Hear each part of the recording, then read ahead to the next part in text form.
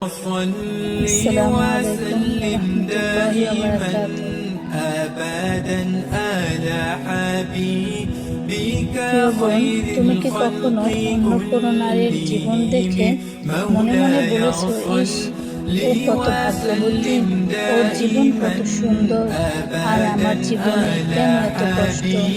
কিন্তু তুমি কি জানো সত্যিকারের ভাগ্যবতী নারীকে? মুহাম্মাদুন সাইয়্যিদুল কাউনাইনি ওয়া সাকালাইন। যার অনেক টাকা আছে, যার অনেক সুন্দর বাড়ি আছে, যার স্বামী তাকে অনেক ভালোবাসে, নাকি যার জীবনে কোনো দুঃখ কষ্ট নেই?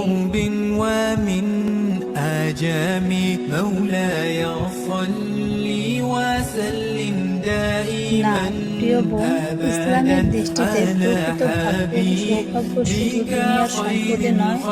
সত্যিকারের সৌভাগ্য ভাগ্যবতী সেই নারী যে আল্লাহর সন্তুষ্টির পথে চলার চেষ্টা করে, নিয়ামতের শুকরিয়া আদায় করে এবং কষ্টের সময়ও আল্লাহর রহমত থেকে নিরাশ হয় না।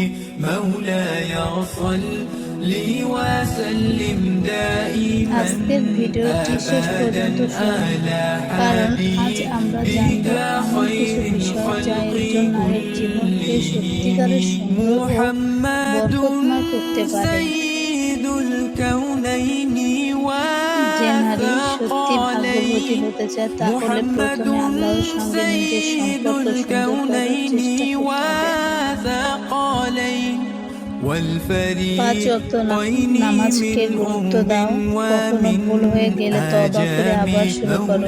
নিজের ভুলের কারণে আল্লাহর রহমত থেকে নিরাশ হও না। দুনিয়ার মানুষ তোমার কষ্ট না বুঝলেও আল্লাহ তোমার অন্তরের অবস্থা জানেন। তুমি যখন সিজদায় গিয়ে কাঁদো, যখন কাউকে বলতে না পারো, আল্লাহর কাছে বলো, তখন তুমি একা নাও। তাই জীবনের যত ব্যস্ততাই থাকুক, আল্লাহর সঙ্গে সম্পর্ককে অবহেলা করো না। যে নারী শুকরিয়া আদায় করে, আমরা অনেক সময় যা না পাই শুধু সেটাই দেখি, কিন্তু আল্লাহ আমাদের যা দিয়েছেন তা ভুলে যাই। হয়তো তোমার অনেক টাকা নেই, কিন্তু তোমার মাথার উপর ছাদ আছে। হয়তো তোমার জীবনে কিছু কষ্ট আছে, কিন্তু আল্লাহ তোমাকে আরো অনেক নিয়ামত দিয়েছেন। মুহাম্মাদুন সাইয়্যিদুল কাউনাইনি ওয়া সাকালাইন। প্রতিদিন নিজের নিয়ামতগুলো মনে করো এবং বলো আলহামদুলিল্লাহ।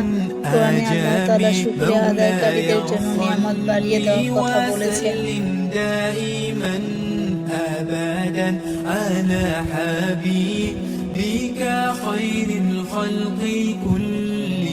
তাই অন্যের জীবন দেখে নিজের জীবনকে ছোট মনে করো না। তোমার জীবনের প্রতিটি ছোট নিয়ামতের জন্য আল্লাহ তাআলার শুকরিয়া আদায় করো।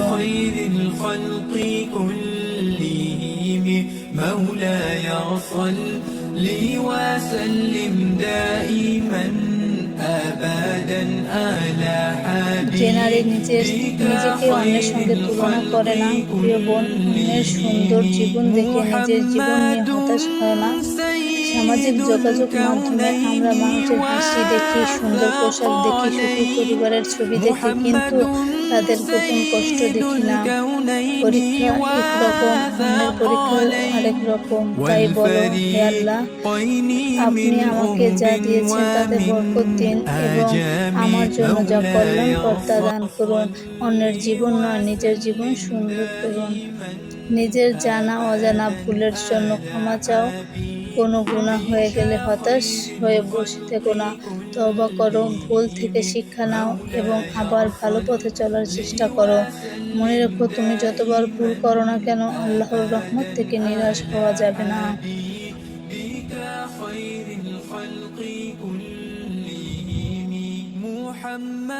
যে নারী দোয়া করতে ছাড়ে না, হয়তো তুমি অনেক দিন ধরে একটি দোয়া করছো, কিন্তু এখনো তোমার চাওয়া পূরণ হয়নি। তাই বলে দোয়া ছেড়ে দিও না।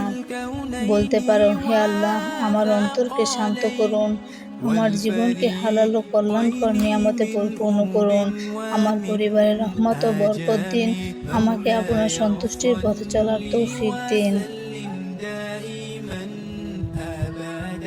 على حبيبك خير الخلق كلهم وسلم دائما যে নারী কষ্টের মধ্যেও আশা রাখে, প্রিয় বোন, তোমার জীবনের বর্তমান পরিস্থিতি তোমার পুরো ভবিষ্যৎ নয়।